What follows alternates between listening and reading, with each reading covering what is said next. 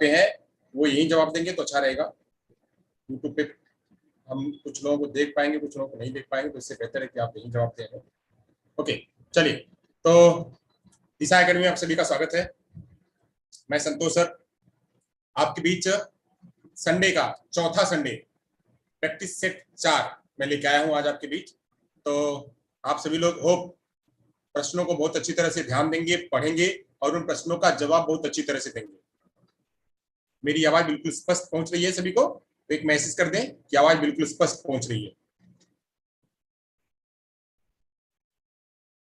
प्रियंका चौधरी, नमस्ते प्रियंका जी।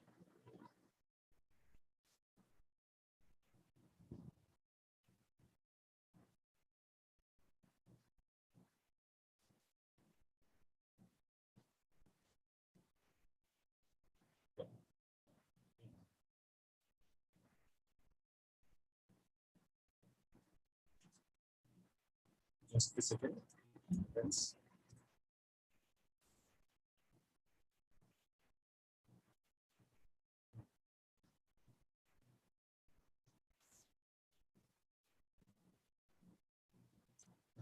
चलिए, तो शुरू करते हैं।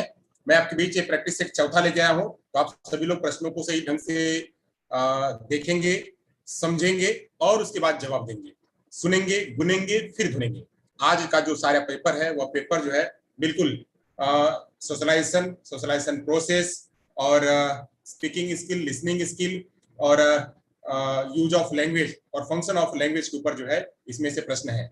तो प्रश्नों को बहुत ध्यानपूर्वक आप लोग सभी लोग जो है वो सुनेंगे, देखेंगे और उसके बाद जवाब देंगे। चलिए, तो शुरू करते हैं। प्रश्न नंबर 1। बहुत सारे लोग जो है वो उपस्थित नहीं हुए हैं, तो हो सकता है वो लोग यूट्यूब पे जुड़े। चलिए, प्रश्न नंबर 1 है। पहला प्रश्न नंबर आपके स्क्रीन पे है कुछ इस तरह से। पहला प्रश्न, ध्यान करिए। पहला प्रश्न है, बालक के समाजीकरण में धर्म का महत्व है। बालक के समाजीकरण में धर्म का महत्व है। ऑप्शंस कुछ इस तरह से हैं। ऑप्शंस: आदर्शों में, अनुकरण में, संस्कार में, उपरोक्त सभी।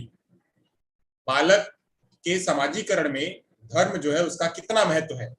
उससे क्या हो सकता है? आदर्शों में हो सकता है, अनुकरण में हो सकता है, संस्कार में हो सकता है, उपरोक्त सभी में।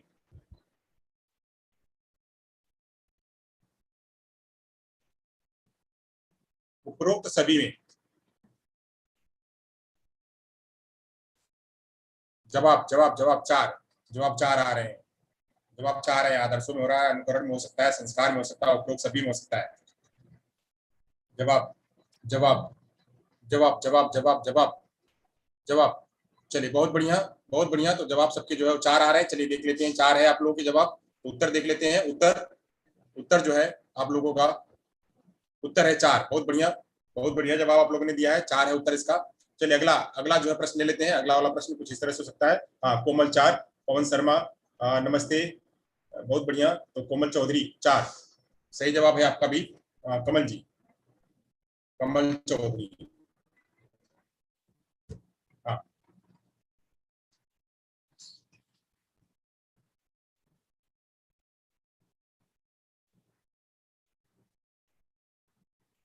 चलिए, तो अगला प्रश्न ले लेते हैं। जो लोग आते हैं उनको लेते चलिए आप लोग। अगला प्रश्न है, अगला प्रश्न आपकी स्क्रीन पे कुछ इस तरह से। अगला प्रश्न आपकी स्क्रीन पे है कुछ इस तरह से।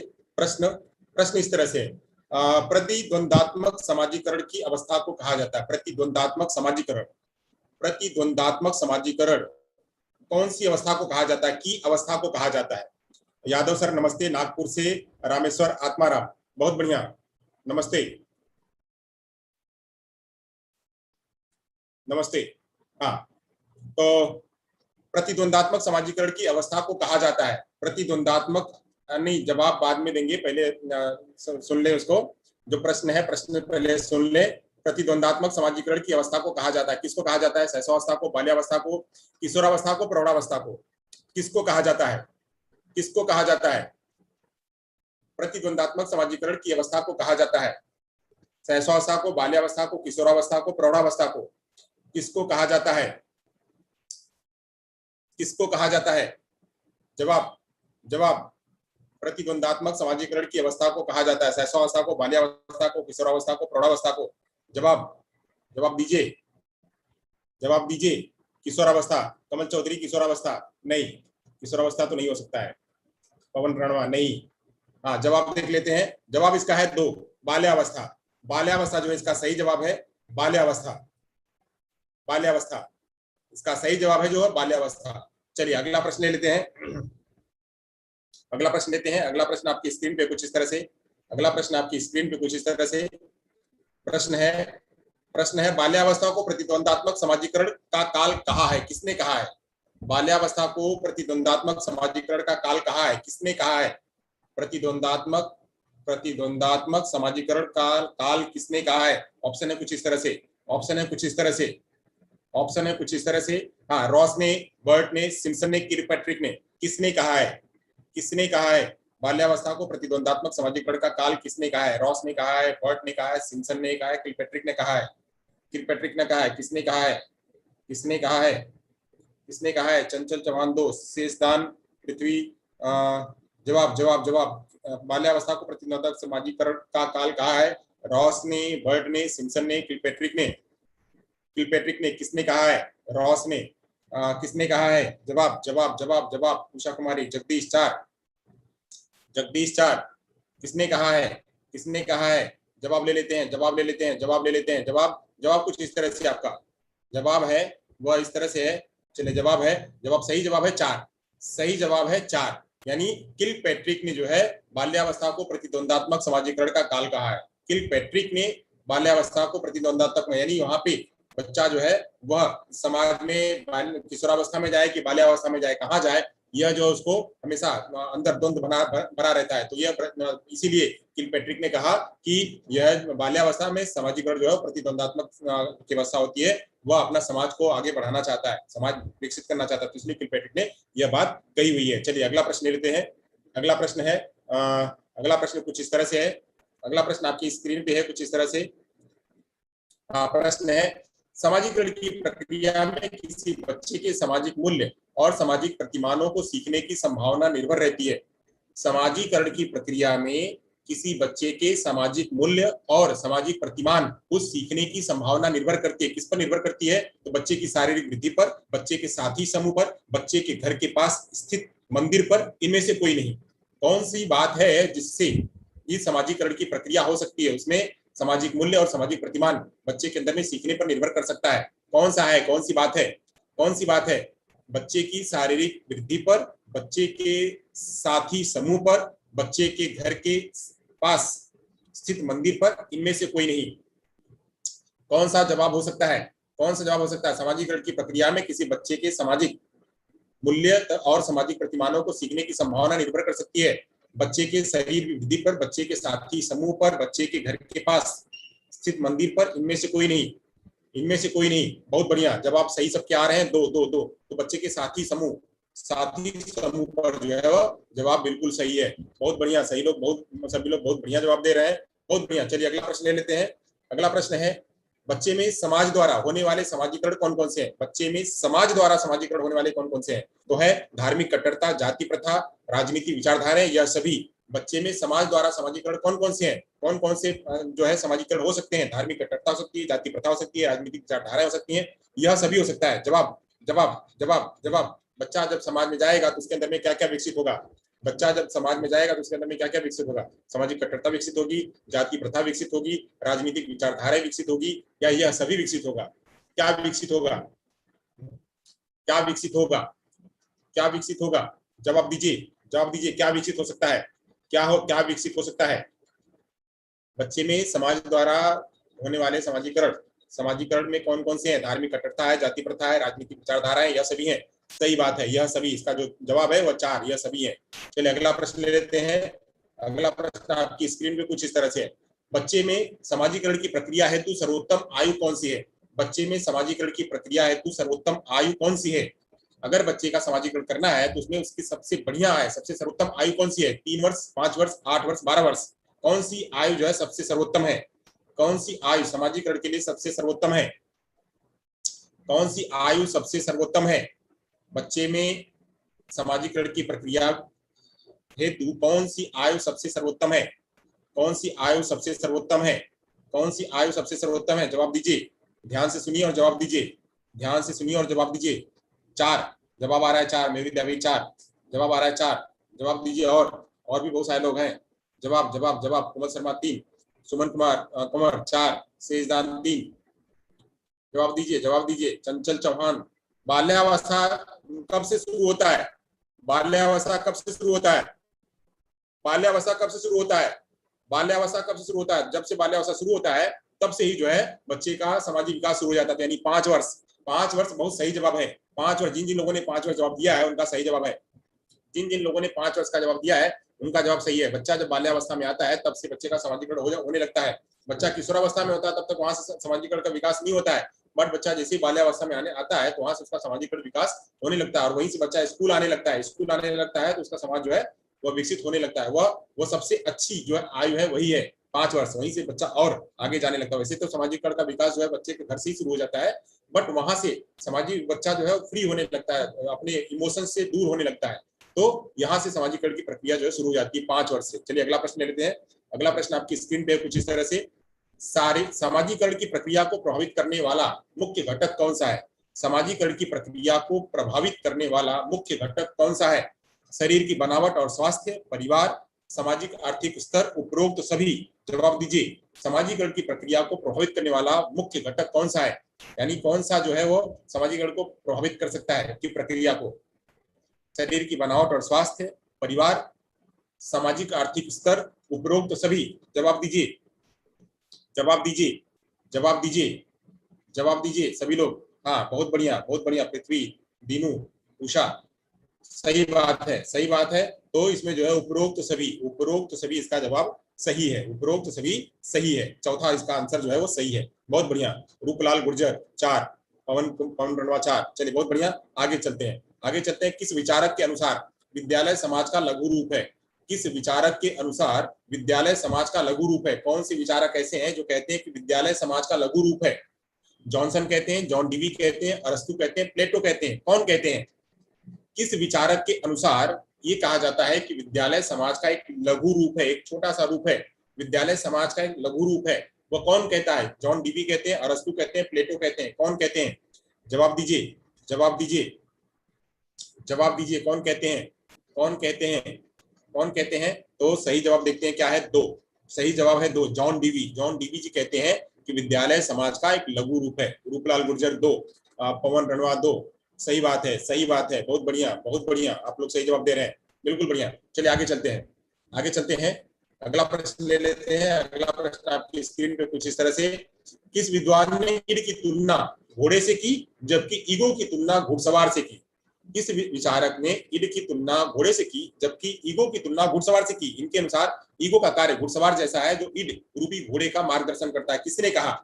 किसने कहा यह बात? किसने कहा? किस विद्वान ने ईड की तुलना, ईड मैंने कहा था ईड ego super ego, ईड ego super ego की बात करी थी, तो उसमें ईड जो है वो घोड़ा बताया, ईगो को घुड़सवार बताया। यह घोड़े ईगो का कार्य घुड़सवार जैसा है जो ईड रूपी घोड़े का मार्गदर्शन करता है। किसने कहा? किसने कहा? किसने कहा? किसने कहा? फ्रायड ने कहा, ग्रीन ने कहा, अलेक्जेंडर ने कहा, डेनियल बर्नर ने कहा। जवाब, जवाब सही बात है। सभी लोग सही जवाब दे रहे हैं। एक जो है इसका सही आंसर है, फ्रायड ने कहा। चलिए आगे चलते हैं। एक इसका सही जवाब है। आगे चलते हैं। निम्न में से कौन कौन सा सुमेलित नहीं है? निम्न में से कौन सा सुमेलित नहीं है, यानी एक जैसा मतलब नहीं है, कौन अलग है इसमें से? इनमें से अलग कौन सा है? इनमें से अलग कौन सा है? तो कौन सा सुमेलित नहीं है? फ्रायड ने ईड एवं ईगो की तुलना रथ एवं सारथी से की। ओडिपस ग्रंथि, लड़के माता से ज्यादा प्रेम करते हैं। इलेक्ट्रा ग्रंथि, लड़कियां माता से ज्यादा प्रेम करती हैं। फ्रायड के अनुसार 2 मूल प्रवृत्तियां, जीवन और भरण पोषण। क्या है? कौन सा इसमें गलत है? इसमें से कौन सा गलत है? इनमें से कौन सा गलत है? इनमें से कौन सा सुमेलित नहीं है? फ्रायड ने ईड एवं ईगो की तुलना रथ एवं सारथी से की। ओडिपस ग्रंथि, लड़के माता से ज्यादा प्रेम करते थे। इलेक्ट्रा ग्रंथि, लड़कियां पिता से ज्यादा प्रेम करती हैं। फ्रायड के अनुसार 2 मूल प्रवृत्तियां, जीवन और भरण पोषण है। इसका सही जवाब क्या है? सही जवाब क्या है? सही जवाब इसका क्या हो सकता है? सही जवाब क्या हो सकता है? दीजिए सही जवाब। कौन सा सुमेलित नहीं है? कौन सा सुमेलित नहीं है? चलिए बताइए, बताइए, बताइए सभी लोग, जवाब दीजिए, जवाब दीजिए। कौन सा जवाब सही है? कमल चौधरी 4, कमल चौधरी 4 सही बात है, सही बात है। चलिए इसका जवाब देख लेते हैं। तो सही जो जवाब है उसका 4 है। 4 इसका सही जवाब है। 4 जो है फ्रायड के अनुसार, ये फ्रायड ने ईड ईगो की तुलना रथ और सारथी से की, जो हमने पहले देख लिया। ओडिपस जो है, ओडिपस वो लड़के में होता है, वो माता ज्यादा प्रेम करता है। इलेक्ट्रा जो लड़कियों से संबंधित करता है, जो पिता से प्रेम करती है। यह तीनों बातें जो है फ्रायड ने ही दी। चौथी बात फ्रायड ने ही दी जब उसमें उन्होंने कहा दो मूल प्रवृत्तियां, जीवन और भरण पोषण नहीं है, जीवन और मृत्यु है। यहाँ पे जीवन और मृत्यु है, जीवन और भरण पोषण नहीं हो सकता है। यहाँ पे भरण पोषण की जगह पे भरण पोषण सही नहीं है, भरण पोषण की जगह पे मृत्यु होगा। ये जो दो मूल प्रवृत्तियां दिया, वो दो मूल प्रवृत्तियां जीवन और मृत्यु के रूप में है। जीवन और मृत्यु के रूप में ये दो मूल प्रवृत्तियां जो है वह सिगमंड फ्रायड ने दी है। वह बताते हैं दो मूल प्रवृत्तियां कौन सी हैं, जीवन और मृत्यु के रूप में। चलिए तो यहाँ तक हो गया, आगे चलते हैं। अगला प्रश्न ले लेते हैं। अगला प्रश्न आपकी स्क्रीन पे कुछ इस तरह से होगा। अगला प्रश्न है, अगला प्रश्न आपकी स्क्रीन पे, दर्पण सिद्धांत किस विद्वान ने दिया? दर्पण सिद्धांत किस विद्वान ने दिया? दर्पण सिद्धांत डैश डैश डैश विद्वान ने दिया। कौन से विद्वान ने, कौन से विद्वान ने दर्पण का सिद्धांत दिया है? कौन से विद्वान ने दर्पण का सिद्धांत दिया? फ्रायड ने दिया, मिड ने दिया, कूले ने दिया, दुर्किम ने दिया? किसने दिया है दर्पण सिद्धांत? दर्पण सिद्धांत यानी कौन सा दर्पण सिद्धांत? दर्पण सिद्धांत, दर्पण सिद्धांत, दर्पण सिद्धांत, looking mirror self, looking mirror self. दर्पण सिद्धांत किसने दिया? दर्पण सिद्धांत किसने दिया? फ्रायड ने दिया, मिड ने दिया, कूले ने दिया, दुर्किम ने दिया? किसने दिया है दर्पण सिद्धांत? मिरर थियरी किसने दी है? Looking self. हाँ तो सही बात है, सही बात है। किसने दिया है? तो इसमें से कूले ने दिया हुआ है। जवाब दीजिए, जवाब दीजिए। रूपलाल गुर्जर एक, पवन रणवा दो, नहीं जय। सही जवाब देख लेते हैं। सही जवाब इसका एक था। सही जवाब इसका एक, सही जवाब इसका एक। चलिए तो आगे चलते हैं, अगला प्रश्न ले लेते हैं। अगला प्रश्न ले लेते हैं। दर्पण का सिद्धांत जो है कूले ने दिया हुआ था। बहुत बढ़िया, हाँ सही बात है, कूले ने दिया हुआ था। आप लोग को याद हो गया, बिल्कुल हमने रटवा ही दिया इस तरह से कि आप लोग को याद हो गया है सब। चलिए तो यह सिद्धांत बहुत बढ़िया था सिद्धांत। इसमें कहा गया कि मैं, इसमें क्या कहा गया? इसमें कहा गया कि मैं वो हूं, मैं वो नहीं हूं जो जो मैं सोचता हूं, जो मैं वो भी नहीं हूं जो आप सोचते हैं। मैं वो हूं जो मैं सोचता हूं, वही आप भी सोचते हैं, वह मैं हूं। तो ये जो है वह लुकिंग सेल्फ थ्योरी जो है वो कूले ने दी हुई थी। चलिए आगे चलते हैं, अगला लेते हैं। अगला प्रश्न आपकी स्क्रीन पर कुछ इस तरह से, कूले के सिद्धांत के अनुसार, कूले के सिद्धांत के अनुसार क्या है? व्यक्ति स्व का विकास दूसरे व्यक्तियों के अंतः क्रियाओं से मूल्यांकन करने से होता है। व्यक्ति के स्व का विकास, व्यक्ति के स्व का विकास दूसरे व्यक्तियों के साथ अंतः क्रियाओं और अपने मूल्यांकन द्वारा करता है। स्व तथा समाज समरूप नहीं होते हैं। व्यक्ति अपने स्व का विकास समाज के माध्यम से करता है। उपरोक्त सभी, क्या सही है जवाब इसका? क्या सही जवाब? कूले कैसे? कौन कह रहा कूले कैसे?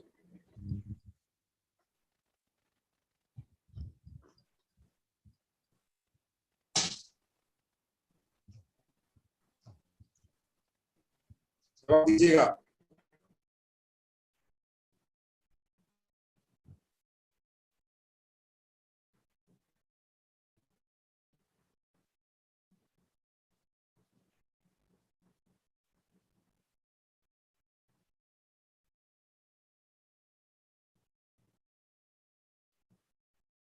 हाँ जवाब दीजिएगा सभी लोग, उपरोक्त सभी। चलिए जवाब देख लेते हैं, जवाब क्या है इसका सही? सही जवाब क्या है वो सही जवाब देख लेते हैं। सही जवाब इसका एक, एक। व्यक्ति स्व का विकास उसके व्यक्तियों के साथ अंतर, दूसरे व्यक्तियों के साथ अंतर क्रियाओं और अपने मूल्यांकन द्वारा करता है। लुकिंग सेल्फ थ्योरी में क्या कहा जाता है? मैं वो हूं, मैं वो हूं जो मैं सोचता हूं, जो मैं वो हूं जो मैं सोचता हूं और ये आप भी सोचते हैं। मैं वो हूं जो मैं सोचता हूं और ये आप भी सोचते हैं, वह है। यानी मैं वो नहीं हूं, मैं वो नहीं हूं जो मैं सोचता हूं, मैं वो भी नहीं हूं जो आप सोचते हैं। मैं वो हूं जो मैं ही सोचता हूं और वो आप भी सोचते हैं। तो पहला वाला जवाब इसका सही है। पहला वाला इसका जवाब सही है कि मैं कौन हूं, स्व कौन है, स्व का विकास कैसा है? दूसरे के व्यक्तियों के साथ में अंतः क्रियाओं और अपने द्वारा मूल्यांकन द्वारा होता है। यानी मैं कौन हूं? मैं वो हूं जो मैं वही सोचता हूं और वही आप भी वही सोचते हैं। यानी सेम चीज मैं भी सोचता हूं और आप भी सोचते हैं। तो वह जो है यहाँ पे है, स्व का विकास समाज के समरूप नहीं है, गलत है। व्यक्ति अपने स्व का विकास समाज के माध्यम से करता है, यह जो है मिड ने कहा है। वही उपरोक्त सभी नहीं, इसमें उपरोक्त सभी नहीं जवाब हो सकता है, जवाब नंबर एक हो सकता है इसका। चलिए आगे चलते हैं, आगे चलते हैं, अगला प्रश्न ले लेते हैं। यह मैंने बताया हुआ था आपको लुकिंग ग्लास थ्योरी में, लुकिंग ग्लास थ्योरी में मैंने आपको बताया हुआ था, कूले जी ने यही कहा हुआ था, मैं वो नहीं हूं जो मैं सोचता हूं, मैं वो भी नहीं हूं जो आप सोचते हैं, मैं वो हूं जो मैं सोचता हूं और वही आप भी सोचते हैं, वो मैं हूं। तो क्लास लुकिंग ग्लास थ्योरी बताएगा। चलिए अगला बताते हैं। सामाजिकरण सोपान के व्यवस्थित रूप हैं। सामाजिकरण सोपान के व्यवस्थित रूप हैं। क्या है? संस्कृतिकरण, परिपाक, प्रसरण, प्रसरण, संस्कृतिकरण, संस्कृतिकरण, परिपाक, परिपाक, प्रकरण, संस्कृतिकरण, प्रसरण, परिपाक, संस्कृतिकरण। कौन सा है इसमें सही जवाब? इसमें सही जवाब क्या है? संस्कृतिकरण पहले होगा, फिर वह परिपक्व होगा, फिर वह फैलाएगा। पहले प्रसरण करेगा, फिर संस्कृतिकरण करेगा या परिपाक करेगा? परिपक्व, परिपाक मतलब परिपक्व होना। परिपाक होगा, प्रसरण करेगा, संस्कृतिकरण होगा। प्रसरण करेगा, परिपाक होगा, संस्कृतिकरण करेगा। क्या है इसका सही जवाब? सही जवाब क्या है? सही जवाब क्या है इसका? सही जवाब कोई कह रहा 2, कोई कह रहा 3, कोई कह रहा 3, कोई कह रहा 3। हाँ, सही जवाब, सही जवाब चलिए देख लेते हैं। सही जवाब क्या है इसमें? 2। पहले प्रसरण करना, प्रसरण करना यानी फैलाव करना, संस्कृतिकरण करना, तब जाकर के उसका परिपक्व होगा। परिपक्वता कहाँ पे होती है? सबसे लास्ट में होती है। व्यक्ति परिपक्व कब होता है? जब मेच्योर कब होता है? जब वृद्धावस्था में आता है। तो पहले तो फैलाव करेगा, फिर संस्कृतिकरण करेगा, संस्कृतिकरण करने के बाद फिर परिपक्व होगा। मैंने अवस्थाएं बताई हुई थी। बाल्यावस्था, बाल्यावस्था में क्या होगा? पहले फैलाएगा चारों तरफ अपना समाज को फैलाएगा। फिर जब किशोरावस्था, युवावस्था में आएगा तो अपनी संस्कृतिकरण करेगा। फिर आगे जाकर के परिपक्व होगा, यानी जब वृद्ध हो जाता है, ओल्ड एज में आ जाता है तो परिपक्व हो जाता है। तो यहाँ पे जो दूसरा जवाब यह सही है। दूसरा जवाब यहाँ पे क्या है? सही है कि व्यक्ति सबसे पहले प्रसरण करेगा। प्रसरण मतलब फैलाव करना। फैलाव करेगा, फैलाव करने के बाद फिर वहां से जब फैलाव हो जाएगा तो उसका संस्कृतिकरण करेगा, अपना कल्चर डेवलप करेगा। फिर उसके बाद जो है वो परिपक्व होगा। परिपक्व हो जाएगा तब जाकर के उसका और भी सामाजिक का विकास होने लगेगा। तो ये इस तरह से बढ़ता है, प्रसरण, संस्कृतिकरण और परिपाक के रूप में। चलिए आगे चलते हैं, अगला ले लेते हैं। अगला जवाब है, अगला क्या है वो ले लेते हैं। निम्न में से कौन सा सामाजिकरण का उद्देश्य नहीं है? निम्न में से कौन सा सामाजिकरण का उद्देश्य नहीं है? समाजीकरण अनुशासन सिखाता है, समाजीकरण प्रेरणा का स्रोत होता है, समाजीकरण के द्वारा व्यवहारों में अनुरूपता आती है, उपरोक्त में से कोई नहीं। कौन सा जवाब सही है? कौन सा जवाब सही है? कौन सा जवाब सही है? समाजीकरण अनुशासन सिखाता है, समाजीकरण प्रेरणा का स्रोत होता है, समाजीकरण के द्वारा व्यवहारों में अनुरूपता आती है, सामाजिक उपरोक्त में से कोई नहीं। समाजीकरण अनुशासन सिखाता है। निम्न में से कौन सा सामाजिकरण का उद्देश्य नहीं है? निम्न में से कौन सा सामाजिकरण का उद्देश्य नहीं है? समाजीकरण अनुशासन सिखाता है, समाजीकरण प्रेरणा का स्रोत होता है, समाजीकरण के द्वारा व्यवहारों में अनुरूपता आती है। कौन सा सही नहीं है? कौन सा सही नहीं है? कोई कह रहा है 3, कोई कह रहा है 4, कोई कह रहा है 3, कोई कह रहा है 4। हाँ, तो यहाँ पे जो जवाब है वो 4 है। 4 क्यों है? कि समाजीकरण तो अनुशासन सिखाता ही है, ये सही है। समाजीकरण प्रेरणा का स्रोत होता है, ये भी सही है। इससे प्रेरणा मिलकर के इस बच्चे का समाजीकरण होता है। बच्चा जो है समाजीकरण के द्वारा व्यवहारों में अनुरूपता आती है, और व्यवहारों में अनुरूपता आती है, ये भी सही है। यानी जो है यह उपरोक्त में से कोई नहीं। यही वाला जवाब क्या है? ये यहाँ पे यह इसका उद्देश्य नहीं, उपरोक्त में से कोई नहीं। जवाब 4 जो है इसका सही है। चलिए आगे चलते हैं, अगला ले लेते हैं। अगला प्रश्न आपकी स्क्रीन पे कुछ इस तरह से 15वां प्रश्न है आपकी स्क्रीन पे। निम्न में से कौन सा सामाजिकरण की संस्थाएं हैं? निम्न में से कौन सी सामाजिकरण की संस्थाएं हैं? परिवार, विद्यालय, समुदाय, ये सभी निम्न में से कौन सा सामाजिकरण का, निम्न में से कौन सा सामाजिकरण की संस्थाएं हैं? कौन सी सामाजिकरण की संस्थाएं हैं? सामाजिकरण की संस्थाएं कौन सी हैं? सामाजिकरण की संस्थाएं कौन सी हैं? परिवार, विद्यालय, समुदाय, ये सभी। परिवार, विद्यालय, समुदाय, ये सभी कौन सी हैं? कौन सी हैं? जवाब दीजिए, जवाब दीजिए। सही है, दीनू, राठौर, चंचल। और भी जवाब हैं, और भी जवाब हो सकते हैं। जवाब दीजिए, जवाब दीजिए। चलिए चलिए देख लेते हैं। जवाब नहीं आ रहे सभी के, जवाब बहुत धीरे धीरे आ रहे हैं। जवाब आप लोगों के नहीं आ रहे हैं, जवाब दीजिए। हाँ चलिए, तो जवाब यहाँ पे सही है, ये सभी क्या है इसका सही है। जो चौथा है ये सभी, वो सभी सही है। चलिए 16वां प्रश्न ले लेते हैं। निम्न में से कौन सा सामाजिकरण की संस्थाएं हैं? नहीं, यहाँ पे इसको मिलान करना है, ये मिलान करना है। निम्न, इसको सुमेलित कीजिए, ये सुमेलित करना है, इसमें इसको सुमेलित करना है।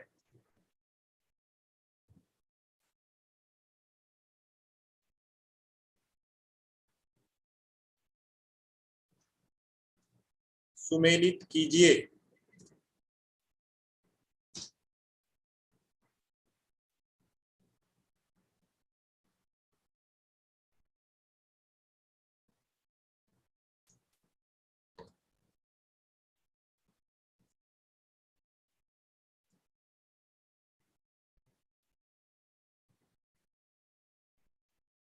हाँ, सुमेलित कीजिए।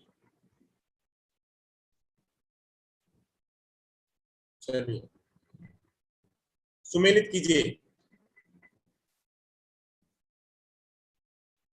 कौन सा जवाब सही है?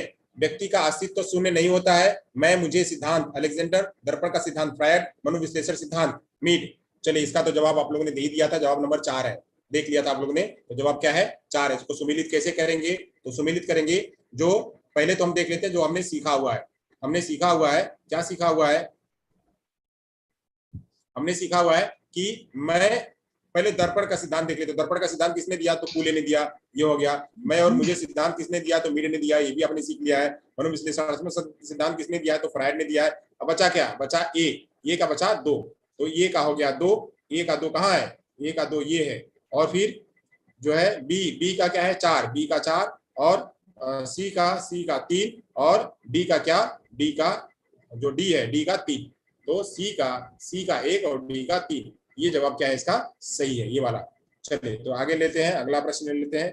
अगला प्रश्न आपकी स्क्रीन पे कुछ इस तरह से होगा। 17वां प्रश्न। 17वां प्रश्न आपकी स्क्रीन पे कुछ इस तरह से है। एक बालक के लिए सामाजिकरण की प्रक्रिया कब प्रारंभ होती है? एक बालक के लिए सामाजिकरण की प्रक्रिया कब प्रारंभ होती है? विद्यालय बालक के रूप में, पड़ोस के सदस्य के रूप में, परिवार के सदस्य के रूप में, समाज के सदस्य के रूप में, कब होती है? एक बालक के लिए सामाजिकरण की प्रक्रिया कहां से प्रारंभ होती है? विद्यालय बालक के रूप में, पड़ोस के सदस्य के रूप में, परिवार के सदस्य के रूप में, समाज के रूप में, किसमें? सही बात है, सही बात है। जवाब सबका सही आ रहा है, जवाब सबके सही आ रहे हैं, जवाब सभी के सही आ रहे हैं। क्या आ रहे हैं? तो आ रहे हैं जवाब सभी के कि समाज के नहीं, परिवार के सदस्य के रूप में। सही बात है, जवाब नंबर 3। जवाब नंबर 3 यहाँ पे सही है, बिल्कुल सही जवाब है, जवाब नंबर 3। चलिए बहुत बढ़िया, सभी सभी सभी डी डी डी डी। चलिए तो चलिए अगला ले लेते हैं, अगला प्रश्न ले लेते हैं। यहाँ पे जो है बच्चे का जब सामाजिकरण स्टार्ट होता है तो वो कहाँ से स्टार्ट होता है? परिवार के सदस्य के रूप में। जब बच्चा पहला परिवार में आता है तभी वहां पे सामाजिकरण उसका स्टार्ट होता है। चलिए आगे ले लेते हैं। अगला प्रश्न है, विद्यालय को एक सामाजिक संस्था कहा गया है? विद्यालय को एक सामाजिक संस्था कहा जाता है क्योंकि, क्यों कहा जाता है? क्योंकि यह समाज के कल्याण से संबंधित है, यह ज्वलंत सामाजिक मुद्दों के उदाहरण है, यह सामाजिक बुराइयों से संबंधित है, यह भविष्य के समाज के निर्माण से संबंधित है। किससे है? विद्यालय को सामाजिक संस्था कहा गया है, क्यों कहा गया है? क्योंकि यह समाज के कल्याण से संबंधित है, यह ज्वलंत सामाजिक मुद्दों से संबंधित है, यह सामाजिक बुराइयों से संबंधित है, यह भविष्य के समाज के निर्माता से संबंधित है। यह किससे संबंधित है? यह किससे संबंधित है? जवाब सभी के आ रहे हैं, जवाब सभी के आ रहे हैं, जवाब सभी के 4 आ रहे हैं, जवाब सभी के 4 आ रहे हैं, जवाब सभी के 4 आ रहे हैं। चलिए देख लेते हैं, जवाब जो है वो 4 ही है, क्योंकि वहां पे भविष्य का निर्माण जो है वही विद्यालय में किया जाता है, भविष्य का निर्माण विद्यालय में किया जाता है। तो जो है 4 इसका जवाब बिल्कुल सही है। चलिए अगला अगला ले लेते हैं। आप कक्षा के बच्चों का सामाजिकरण, शारीरिक व संवेगात्मक विकास करना चाहते हैं। आप कक्षा के बच्चों का, आप कक्षा के बच्चों का सामाजिक और शारीरिक विकास करना चाहते हैं। आप कक्षा के बच्चों का सामाजिक, शारीरिक व संवेगात्मक विकास करना चाहते हैं, तो निम्न में से आप किसका चुनाव करेंगे? आप निम्न में से किसका चुनाव करेंगे? किसका चुनाव करेंगे? चलिए देख लेते हैं क्या है इसका ऑप्शंस क्या है। आप कक्षा को बंद कर सभी बच्चों को घर भेज देंगे, बच्चों को विभिन्न प्रकार के खेल प्रक्रिया सिखाएंगे, बच्चों को कक्षा में चुपचाप बैठकर पढ़ने को कहेंगे, और आप भी चुप हो जाएंगे। उपरोक्त में से कोई नहीं। कौन सा जवाब इसका सही है? इसका कौन सा जवाब सही है? अगर आप बच्चे का सामाजिक, शारीरिक, संवेगात्मक विकास करना चाहते हैं तो निम्न में से किसका चयन करेंगे? नीचे दिए हुए हैं उसमें से किसका चयन करेंगे? किसका चयन करेंगे? कक्षा को बंद कर सभी बच्चों को घर भेज देंगे, बच्चों को विभिन्न प्रकार के खेल की प्रक्रिया सिखाएंगे, बच्चों को कक्षा में चुपचाप बैठने को कहेंगे, आप भी चुप हो जाएंगे। उपरोक्त सभी में से कोई नहीं। क्या हो सकता है? क्या हो सकता है? क्या हो सकता है? चलिए देख लेते हैं। तो देख लेते हैं इसका जो जवाब है वो जवाब क्या है। जवाब जो है वो सही जवाब हम लोगों ने दिया है, जवाब उसका 2 हो सकता है। जवाब जो है इसका 2 है। 2 क्या है? यानी बच्चों को विभिन्न प्रकार के खेल की प्रक्रिया सिखाएंगे। चलिए अगला प्रश्न ले लेते हैं। अगला प्रश्न आपकी स्क्रीन पे कुछ इस तरह से, अगला प्रश्न है, आप आपकी कक्षा में बच्चों के समाजीकरण में आपकी क्या भूमिका है? आपकी कक्षा में बच्चों की सामाजिक, आपकी कक्षा में बच्चों के समाजीकरण में आपकी भूमिका क्या है? आपकी भूमिका क्या है? बच्चों का बौद्धिक विकास करना, बच्चों का गृह कार्य करने में, बच्चों को दंड देने में, उपरोक्त में से कोई नहीं। आपकी कक्षा में बच्चों का समाजीकरण में आपकी क्या भूमिका है? बच्चों का बौद्धिक विकास करने में, बच्चों को गृह कार्य करने में, बच्चों को दंड देने में, उपरोक्त में से कोई नहीं। अगर आप बच्चे का सामाजिकरण करेंगे तो उसमें से आपकी भूमिका क्या होगी? बच्चों का बौद्धिक विकास करने में, बच्चों को गृह कार्य करने में, बच्चों को दंड देने में, उपरोक्त में से कोई नहीं। किसमें होगी? किसमें होगी? किसमें होगी? दो। सुमन कंवर दो कह रही है बच्चों को गृह कार्य करने में। नहीं, यहाँ पे जो सही जवाब एक है, एक जो जवाब दिया है वो सभी लोगों ने सही दिया है, तो इसका सही जवाब जो है वह एक है। एक इसका सही आंसर है, बच्चों का बौद्धिक विकास करने में। सही बात है, रूपलाल गुर्जर, पवन रटवा, एक बहुत सही, एक जवाब दे रहे हैं, बहुत बढ़िया। चलिए आगे चलते हैं, आगे चलते हैं, प्रश्न लेते हैं अगला। अगला प्रश्न है, एक भाषा शिक्षक के रूप में सबसे बड़ी चुनौती है। एक भाषा शिक्षक के रूप में सबसे बड़ी चुनौती है, क्या है? बच्चों को भाषा सीखने के महत्व से परिचित कराना, बच्चों की भाषा को संचार। अब यहाँ से जो है लैंग्वेज स्टार्ट हो रहा है, अभी तक सोशलाइजेशन खत्म हो गया, सीडीपी का जो पोर्शन था वो खत्म हो गया, अब यहाँ से लैंग्वेज स्टार्ट होगा, यानी पेडागोजी। पेडागोजी से प्रश्न आएंगे यहाँ से, पेडागोजी के प्रश्न है। एक भाषा शिक्षक के रूप में सबसे बड़ी चुनौती है बच्चों को भाषा सीखने के से महत्व से परिचित कराना, बच्चों की भाषा संचार साधनों के प्रभाव से मुक्त करना, भाषा संसाधनों का अभाव है, बहुभाषी कक्षा के शिक्षण के लिए उचित रणनीतियां। क्या इसका सही जवाब हो सकता है? इसका सही जवाब क्या हो सकता है? एक भाषा शिक्षक के रूप में सबसे बड़ी चुनौती है बच्चों को भाषा सीखने के महत्व को परिचित कराना, बच्चों की भाषा को संचार साधनों के प्रभाव से मुक्त रखना, भाषा संसाधनों का अभाव है, भाषा संसाधनों का अभाव है, बहुभाषी कक्षा के शिक्षण के लिए उचित रणनीतियां। क्या इसका सही जवाब? सही जवाब इसका 4 है। 4 इसका जो है वो सही जवाब। बहुत बढ़िया, बहुत बढ़िया जवाब, 4 सही लोग सभी दे रहे हैं, अच्छी बात है। चलिए अगला प्रश्न लेते हैं। 22वां प्रश्न आपकी स्क्रीन पे कुछ इस तरह से, सुनना कौशल शामिल है। सुनना कौशल किसमें शामिल है? जवाब बहुत ध्यान से सुनिए, समझिए, फिर जवाब दीजिए। सुनना कौशल किसमें शामिल है? दूसरों की बात ध्यानपूर्वक सुनने में रुचि, धैर्य और प्रतिक्रिया, मात्र प्रश्नों को सुनने की क्षमता का विकास, शांतिपूर्वक सुनना,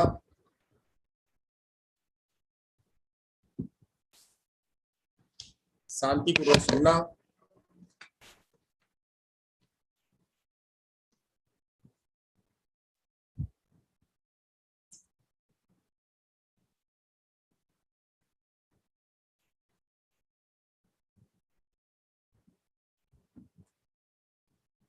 हाँ क्या हो सकता है इसका जवाब?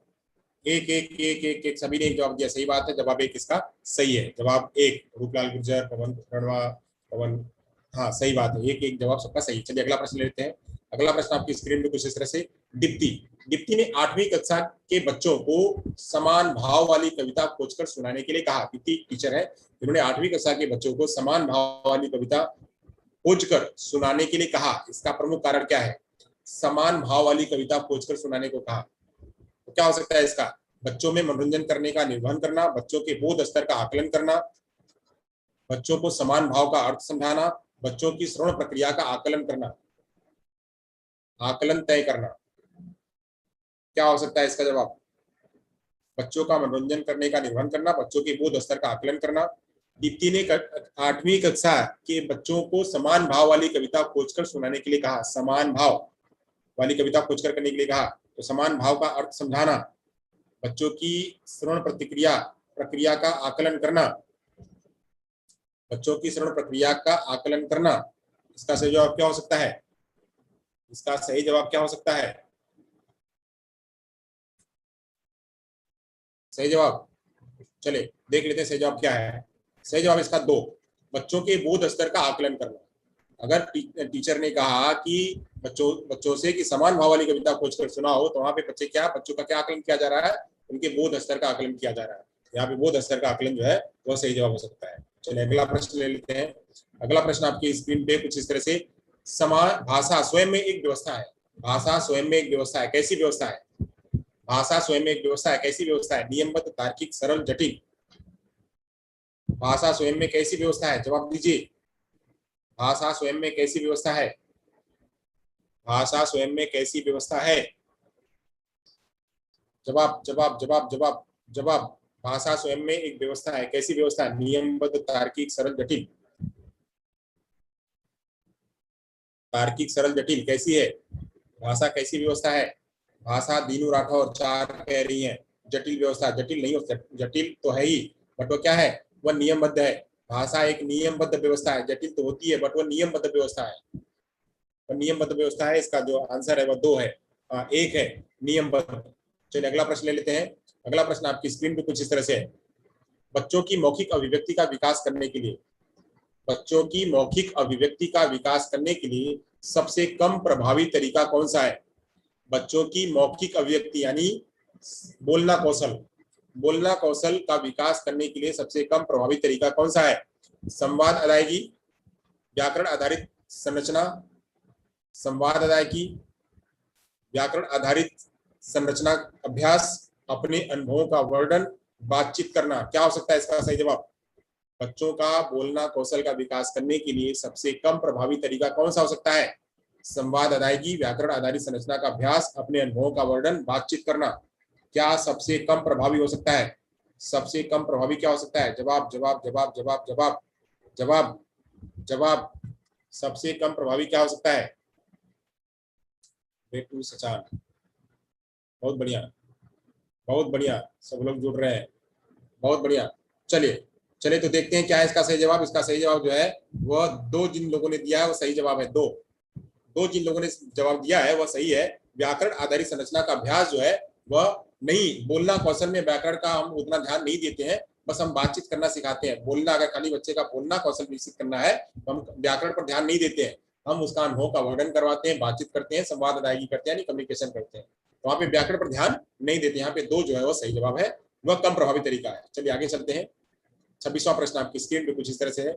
भाषा सीखने के लिए कौन सा कारक सर्वाधिक महत्वपूर्ण है? भाषा सीखने के लिए कौन सा कारक सर्वाधिक महत्वपूर्ण है? कौन सा कारक सर्वाधिक महत्वपूर्ण है? समृद्ध भाषिक वातावरण, भाषा के व्याकरणीय नियम, पाठ पर आधारित प्रश्नोत्तर, भाषा की पाठ्यपुस्तक। भाषा की पाठ्यपुस्तक कौन सा सबसे सही जवाब है? भाषा सिखाने के लिए कौन सा कारक सर्वाधिक महत्वपूर्ण है? समृद्ध भाषिक वातावरण, भाषा के व्याकरणीय नियम, पाठ पर आधारित प्रश्नोत्तर, भाषा की पाठ्यपुस्तक। कौन सा इसका सही जवाब है? कौन सा सही जवाब है? समृद्ध भाषिक वातावरण, भाषा के व्याकरणीय नियम, पाठ पर आधारित प्रश्नोत्तर, भाषा की पाठ्यपुस्तक। चले सही जवाब है एक। किसका? सभी लोगों ने सही जवाब दिया था। एक जवाब सभी ने सही दिया हुआ था। एक बिटू सचान, एक पवन, एक। बहुत बढ़िया, बहुत बढ़िया, बहुत बढ़िया, बहुत बढ़िया, आप लोग जवाब दे रहे हैं।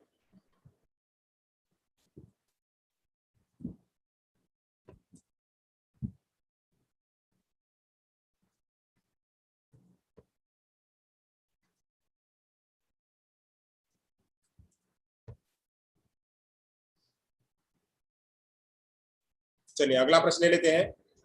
अगला प्रश्न आपकी स्क्रीन पे कुछ इस तरह से है। अगला प्रश्न है इस तरह से, भाषा के बारे में कौन सा कथन उचित है?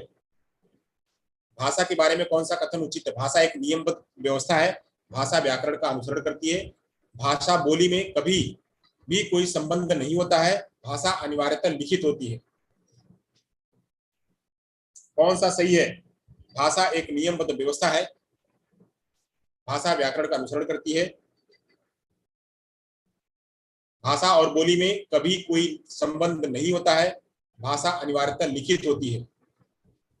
सही बात है। इसका एक जवाब अभी इसके पहले हो चुका है। इसका एक जवाब हो चुका है कि जो है भाषा क्या है? एक नियमबद्ध व्यवस्था है। तो इसका जवाब जो है एक है, भाषा एक नियमबद्ध व्यवस्था है। एक प्रश्न अभी इसके पहले हो चुका था थोड़ा अलग तरीके से। सही बात है, सही बात है, सही बात है, सही बात है। चलिए अगला प्रश्न ले लेते हैं। अगला प्रश्न है कुछ इस तरह से, बच्चों की मौखिक भाषा का सतत आकलन करने का सबसे बड़ा तरीका है। बच्चों की मौखिक भाषा का सतत आकलन करने का सबसे बड़ा तरीका है क्या? जो ओरल मतलब बोलना कौशल है, बोलना कौशल का विकास कैसे करेंगे? बच्चों से उत्तर पूछना, विभिन्न संदर्भों में बातचीत करना, सुने हुए को दोहराने के लिए कहना, शब्द पढ़वाना। क्या है इसका सबसे अच्छा तरीका? अगर मौखिक भाषा का आकलन करना है तो उसका सबसे अच्छा तरीका क्या हो सकता है? बच्चों से उत्तर पूछना, विभिन्न संदर्भों में बातचीत करना, सुने हुए पाठ को दोहराने के लिए कहना, पाठ पढ़वाना।